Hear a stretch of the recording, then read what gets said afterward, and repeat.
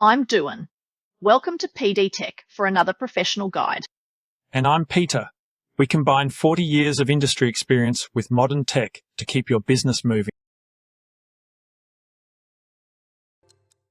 Learn how to copy an existing bill to create a new one with the same information. Click Purchases. Then select Bills. Enter a contact, amount, or reference in the search field to find a specific bill. In this example, we'll enter Truxton.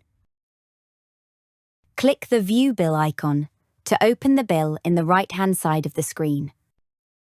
Then, click Copy. Xero creates a new draft bill with the same details as the original.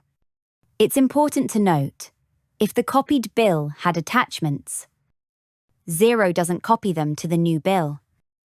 Xero uses today's date as the bill date, which you may need to change to match the supplier paperwork. You'll also need to add a due date, unless you've set a default date in invoice settings or the contact record. Review the other details in the bill and update them as needed.